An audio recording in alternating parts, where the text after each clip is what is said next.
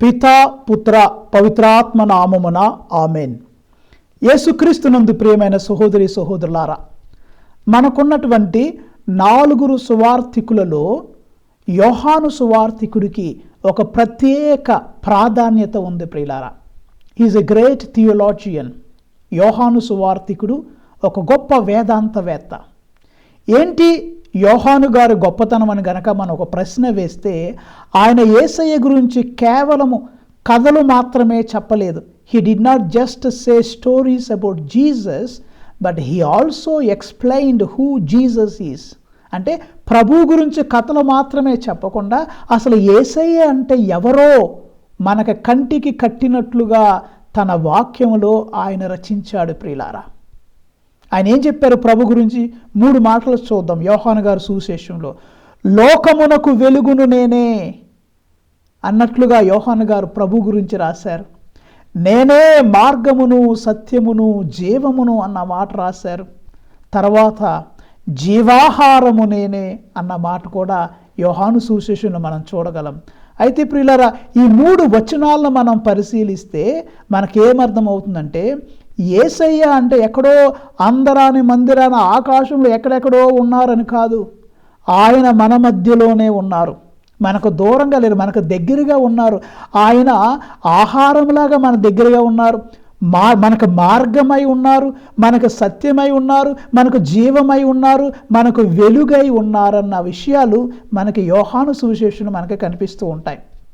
అయితే ప్రియులారా, ఈనాటి సువిశేషాన్ని ఇప్పుడు యోహాను సువిశేషం నుంచి మనం చదువుదాం.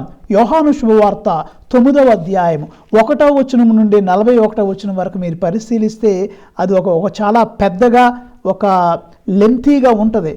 అక్కడ యేసయ్య ఒక పుట్టి గుడ్డివానికి స్వస్థత ఇస్తున్నారు ప్రియులారా.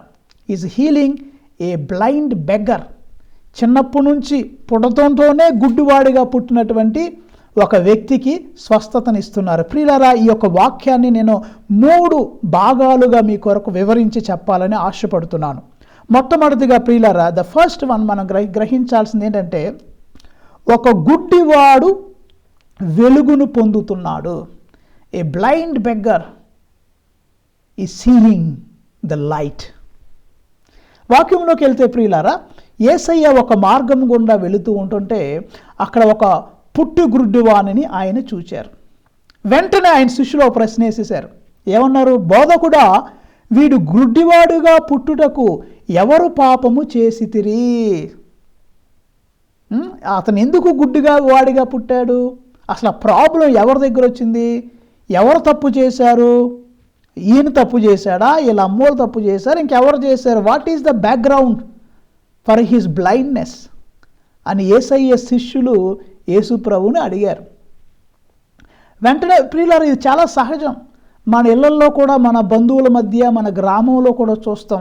ఎవరైనా కుటుంబంలో బాధపడుతుంటే, వ్యాధితో కానీ, కష్టంతో కానీ, శ్రమలతో కానీ ఏమైనా బాధలు వస్తే వెంటనే ప్రజలు ఏమంటారు? ఆ ఇంట్లో ఏదో తప్పు చేశారు, లేకపోతే ఆ ఇంట్లో మీద శాపం ఉంది, లేకపోతే ఆ ఇంట్లో వాస్తు బాగాలేదు, లేకపోతే సంథింగ్ కాలేదు, ఎవరికి తెలియకుండా తప్పులు చేస్తున్నారేమో, అందుకే దేవుడు వీరిని శిక్షిస్తున్నారేమో అన్నటువంటి అపోహలు చాలామంది పెట్టుకుంటారు. ఎందుకు ఈ వాక్యంలో ఈ మాట రాశారంటే, దేవుడు ఈరోజు మన యొక్క మనోనేత్రాలు కూడా తెరవాలనుకుంటున్నాడు. వెంటనే మన మైండ్ నెగిటివిటీ మీదకి వెళ్ళిపోద్ది. ఏదైతే నెగిటివ్గా ఉంటుందో దాని మీద మన మైండ్ స్పీడ్గా వెళ్ళిపోద్దా. వెంటనే అడిగేస్తున్నారు, ఎవరు తప్పు చేశారు? ఎందుకు ఈ వాడు గుడ్డివాడిగా పుట్టాడు?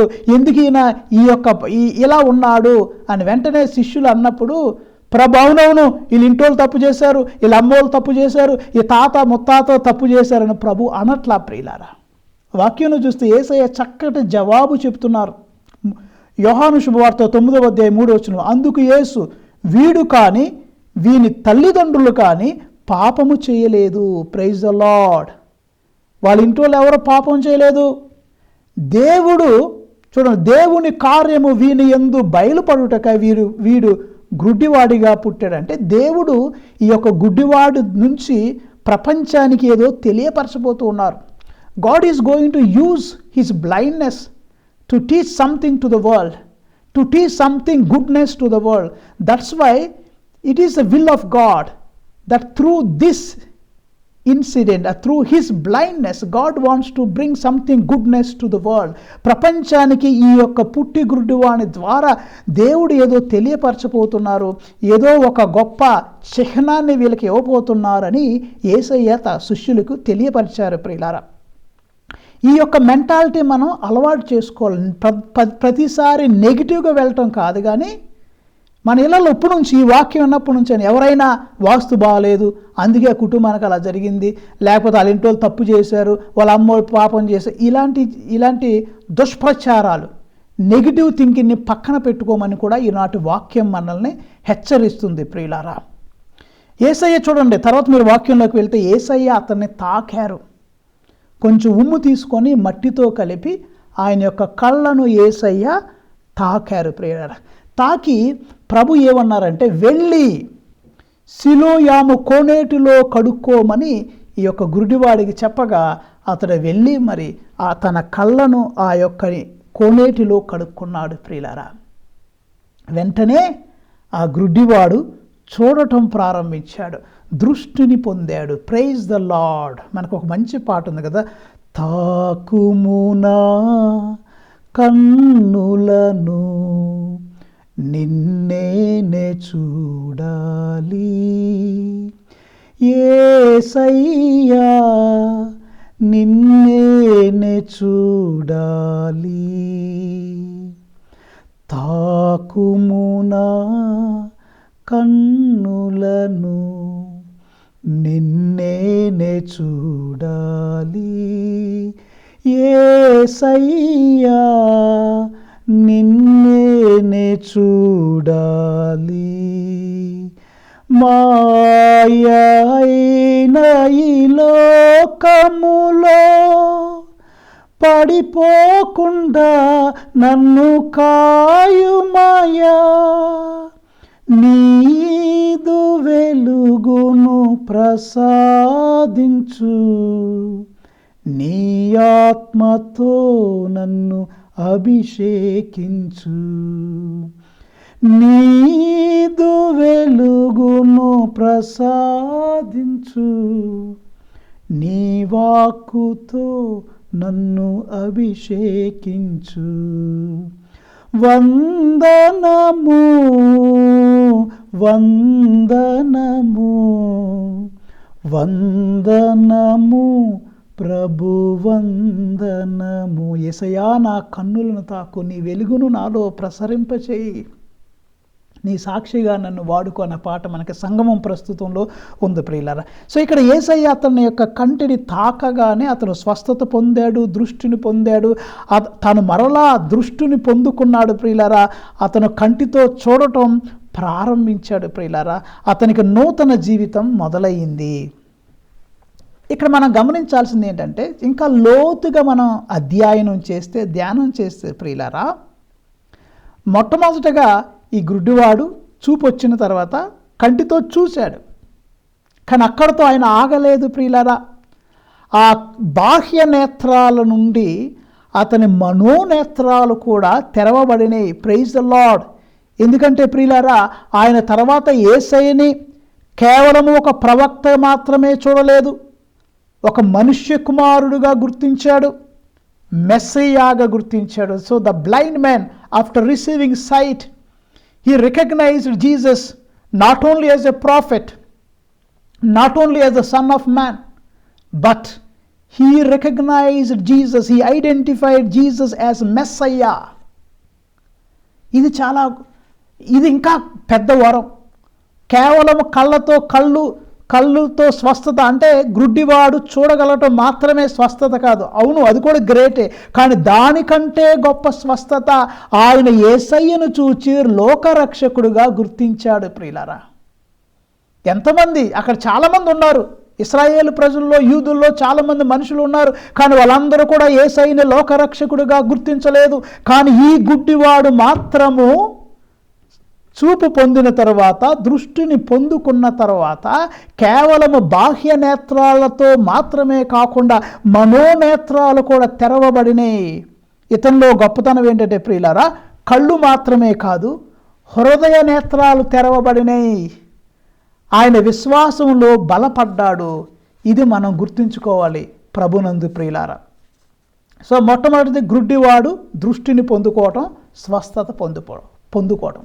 రెండవది ప్రియులారా, ఈ యొక్క సువిశేషను మనం ఒక ప్రశ్న, నేను మిమ్మల్ని ప్రశ్నిస్తున్నాను, నిజంగా అసలు గ్రుడ్డివాడు ఎవరు?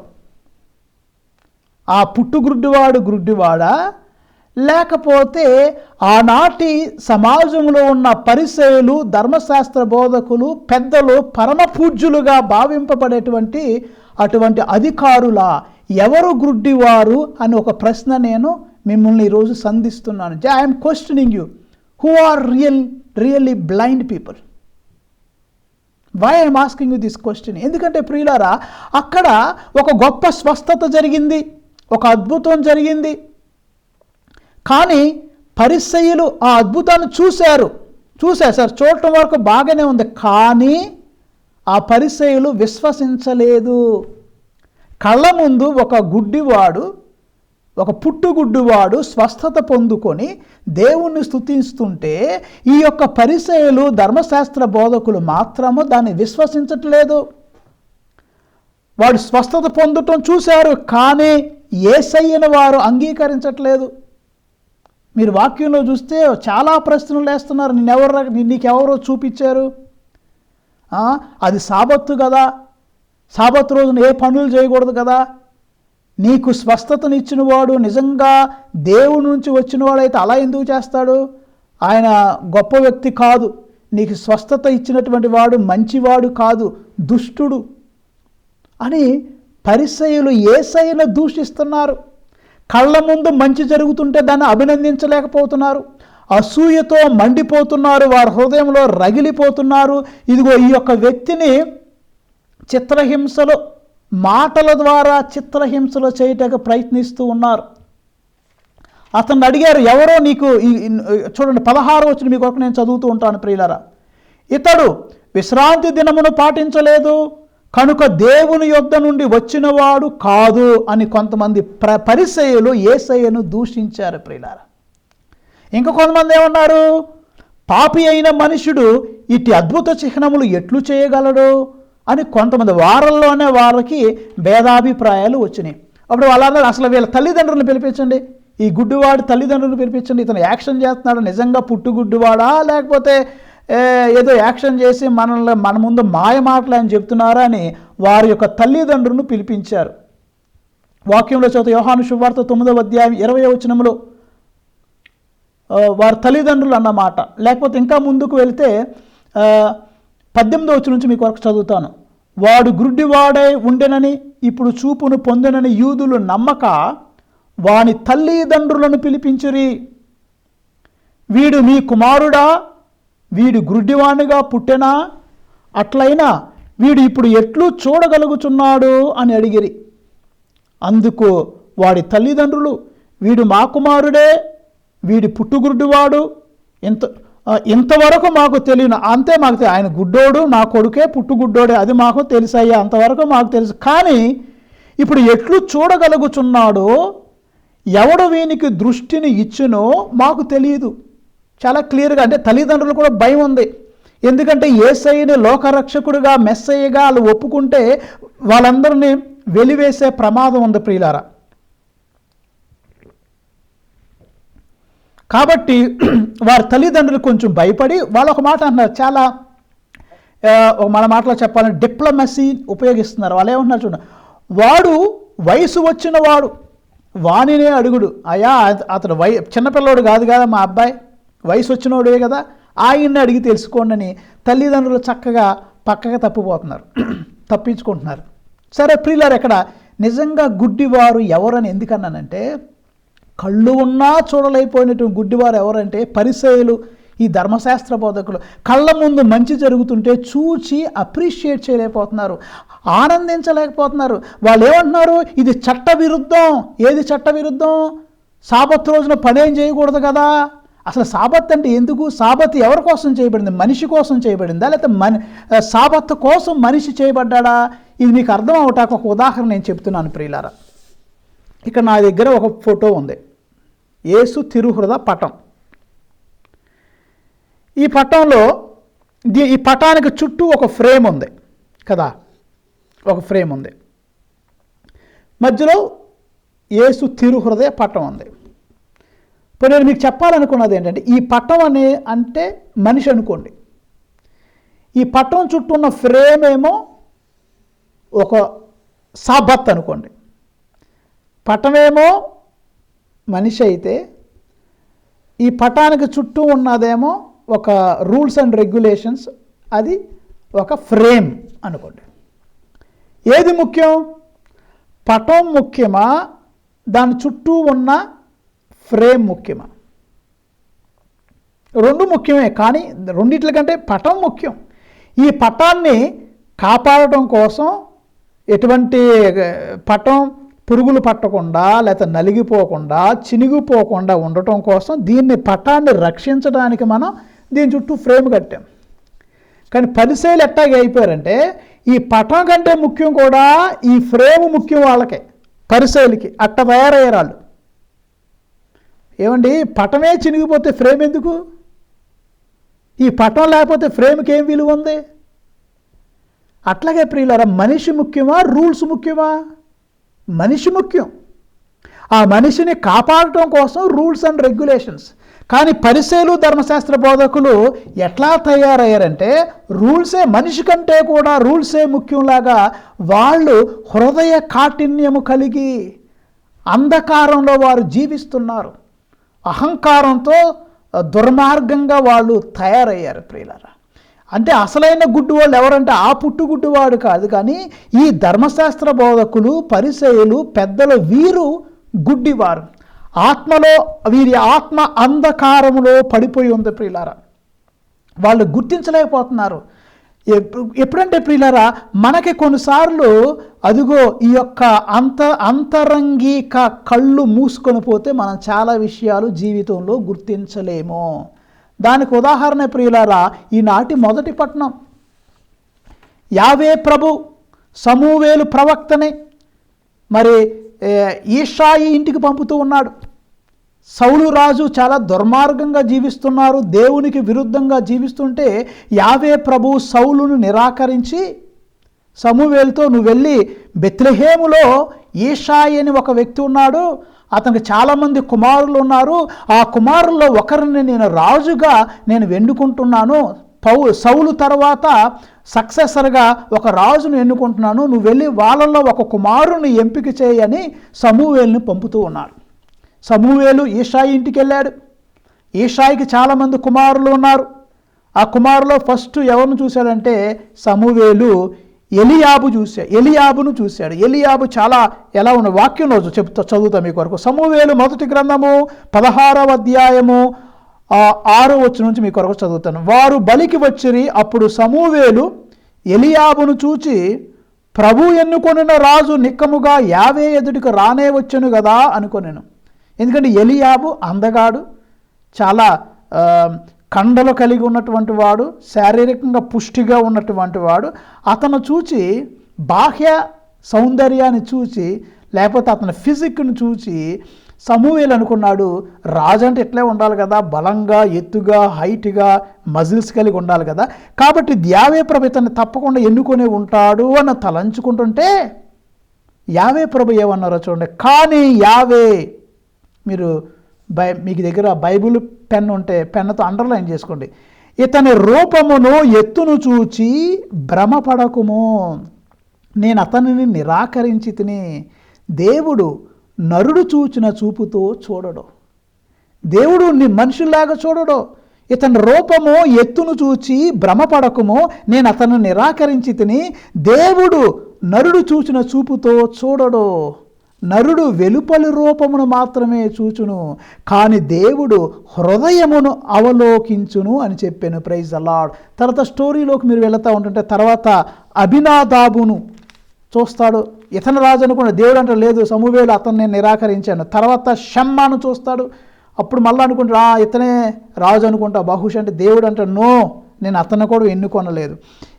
ఇక 7 కుమారులను చూసేసిన తర్వాత ఈషాయి చాలా డల్ అయిపోయాడు. మరి నా కొడుకుల్లో ఇల్లే బెస్ట్, ఎవరిని దేవుడు ఎన్నుకోలేదని బాధపడుతుంటే సమూయేలు అన్నాడు, వీళ్ళనా నీ కొడుకులు ఇంకెవరైనా ఉన్నారంటే, చివరోడు ఒకడు ఉన్నాడులేండి, ఆ గొర్రెలను కాస్తున్నాడు ఆ చిన్నపిల్లోడు. అంటే ఏషాయి దృష్టిలో దావీదు అంత గొప్పవాడేం కాదు. దావీదు సింపుల్గా ఉన్నాడు, గొర్రెలు కాస్తున్నాడు. ఏషాయి ఏమనుకున్నాడు, మన భాషలో చెప్పండి, యూజ్లెస్ ఫెలో, వేస్ట్ ఫెలో, ఒకడు ఉన్నాడులేండి చివరోడు, వాడు గొర్రెలు కాస్తున్నాడు, ఆర్జోలు ఎందుకులే ఇప్పుడు మనకి అన్నట్లుగా అన్నాడు. కానీ సమూయేలు ఏమన్నా, లేదు ఆ కుర్రవాడిని పిలుచుకుంటారు, ఆయన వచ్చేదాకా నేను భోజనం చెయ్యను అన్నాడు అన్నమాట. 12వ వచనం, సమూయేలు మొదటి గ్రంథము 16వ అధ్యాయం 12వ వచనం. ఈషాయి చిన్న కొడుకును పిలవనంపెను, అతని మేను బంగారము వల్లే ఉండును, కళ్ళు మెలమెలా మెరియుచుండు. దావీదు కళ్ళు చాలా మెలమెలా మెరిసిపోతున్నాయి అంట. ఆకృతి సుందరముగా ఉండెను.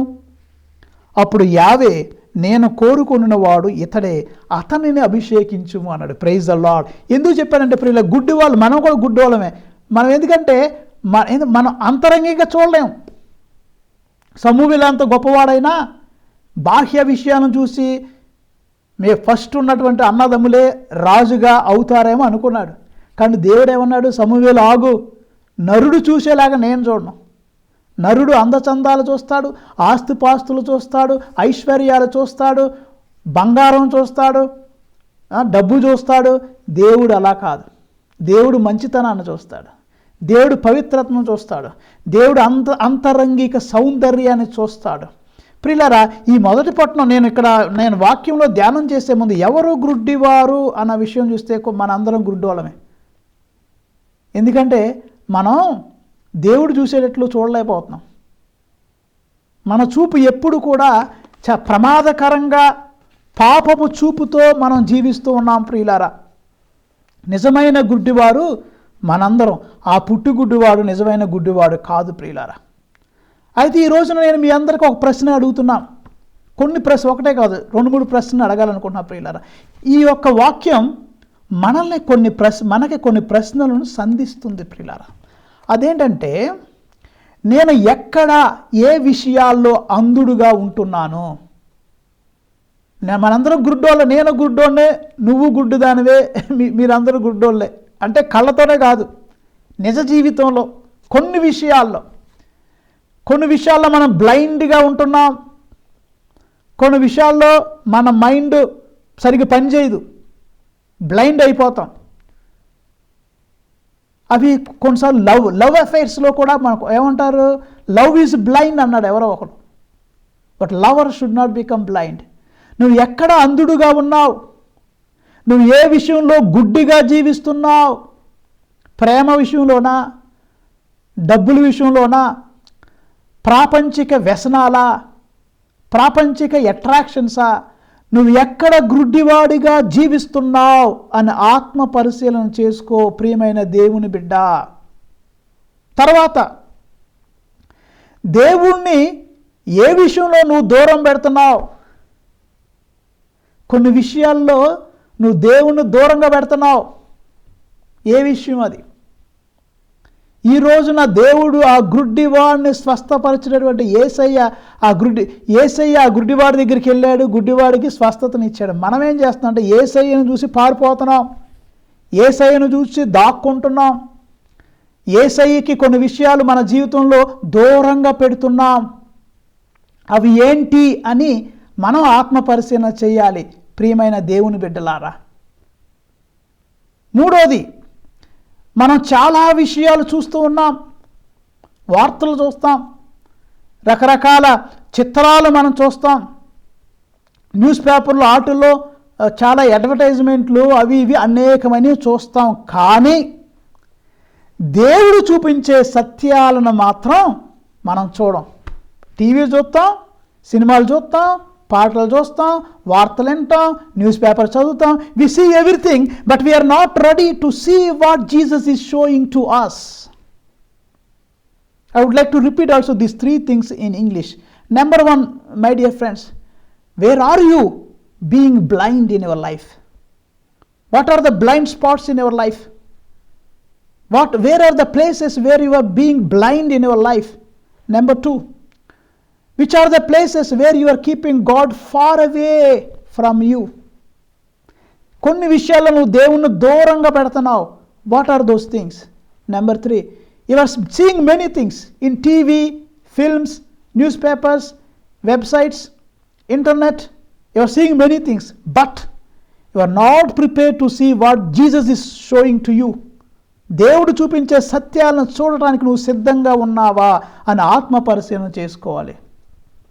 మూడోది ప్రియులారా, లాస్ట్ది, తపస్సు కాలం, కళ్ళు తెరిచే సమయం, ఎ time of opening ice and hearts. ఏం చెప్పాను ఇంకోసారి? ఫస్ట్ది ఏం చెప్పామంటే గుడ్డివాడిని స్వస్థపరిచారు. అక్కడ మనం ఏం నేర్చుకున్నాం? అతను మామూలు కళ్ళే కాదు, హృదయంలో ఉన్న కళ్ళు, మనోనేత్రాలు కూడా తెరవబడినాయి. బాహ్యంగా చూడటమే కాదు, యేసయ్యని రక్షకుడిగా కూడా ఆయన గుర్తించాడని చెప్పాం.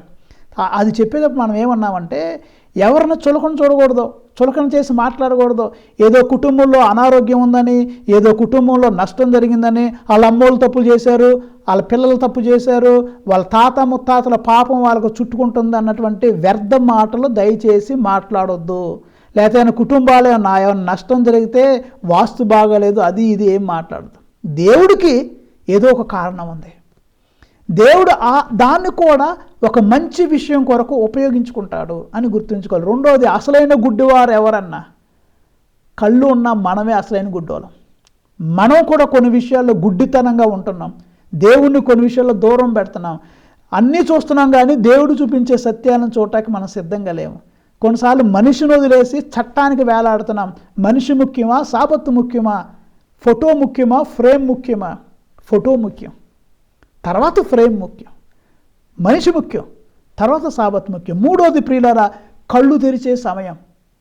తపస్సు కాలం అంటే కళ్ళు తెరిచే సమయం అని చెప్పాను. ఎక్కడ కళ్ళు తెరవాలి అని గనక మీరు ఆలోచన చేస్తే ప్రియులారా, ఇది మనకు అర్థం అవ్వాలంటే పునీత ఫ్రాన్సిస్ డి సేల్స్ ఒక మంచి మాట అన్నాడు. ఏమన్నారంటే, తరచుగా మనం యేసయ్య గురించి ధ్యానం చేస్తే, యేసయ్య గురించి మెడిటేట్ చేస్తే మన ఆత్మ మొత్తం కూడా యేసయ్య యొక్క వెలుగుతో నింపబడుతుంది. If you meditate on the life of Christ, your soul will be filled with the light of Christ. Then ఆయన లోకమునకు వెలుగు నువ్వు గుర్తిస్తావు. Then you will realize that Jesus Christ is the light of the world. అయితే ఈ యొక్క మూడో మనం క్లియర్గా కళ్ళు తెరిచే సమయం అంటే దీని అర్థం అవ్వాలంటే దీంట్లో 3 చిన్న పాయింట్లు ఎక్స్ప్లెయిన్ చేస్తాను. నెంబర్ 1, యేసయ్యను చూడాలి. ఫ్రాన్సిస్ డి సేల్స్ గారు ఏమన్నారు? తరచుగా మనం యేసయ్య గురించి ధ్యానం చేస్తే మన ఆత్మ ఆయన వెలుగు చేత నింపబడుతుంది. మనం అప్పుడు యేసయ్య లోకానికి వెలుగని గుర్తిస్తాం అన్నా కదా. ఈ 3 అర్థం అంటే నెంబర్ 1 ఫస్ట్ది యేసయ్యను చూడాలి. ఎక్కడ చూస్తావు? యేసయ్యను ఎక్కడ చూస్తావు? కనీసం మనకు బైబిల్లో చూడవచ్చు. యేసయ్యను మనం సప్రసాదంలో చూడవచ్చు, బైబిల్లో చూడవచ్చు. ప్రియులారా, ఈ రాబోయే దినాల్లో కనీసం రోజుకి ఒక్క వాక్యం అన్న బైబిల్ చదవండి. ఒక ఉదాహరణ ఇస్తా. లోకమునకు వెలుగును నేనే అన్న యేసయ్య అన్నారు కదా, ఆ ఒక్క మాటమే చదవండి. రోజంతా మీ ధ్యానం ఆ ఒక్క వచనం మీద ఉండండి. ఎలా ధ్యానం చేయొచ్చు? మీరు ఆ లోకమునకు వెలుగును నేను అన్న చదివారు కదా, బైబిల్ మూసేసి కాముగా కాసేపు నిశ్శబ్దంగా కూర్చోండి. నిశ్శబ్దంగా కూర్చొని మీ హృదయంలో ఉన్న యేసయ్యతో మాట్లాడండి. యేసయ్య, నువ్వు లోకమునకు వెలుగన్నావు, నాలో అంధకారం ఉంది, దాన్ని తొలగించు.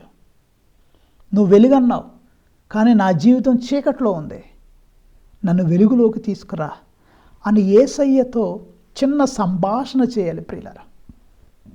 You should converse with Jesus who is present in our heart with the help of the word of God. Bible వాక్యం చదివి ఆ బైబిల్ వాక్యాన్ని మననం చేసి ధ్యానం చేసి యేసయ్యా నాలో అంధకారం తొలగించని ఒక చిన్న ప్రార్థనగా నువ్వు చేయాలి. రెండోది ప్రియులారా, దేవుని యందు యథార్థంగా ఉండాలి. You should be sincere before God. దేవుని యందు నువ్వు నిజంగా యథార్థంగా ఎలా ఉన్నావో అలా సిన్సియర్గా దేవుని ముందు ఉండాలి ప్రియులారా.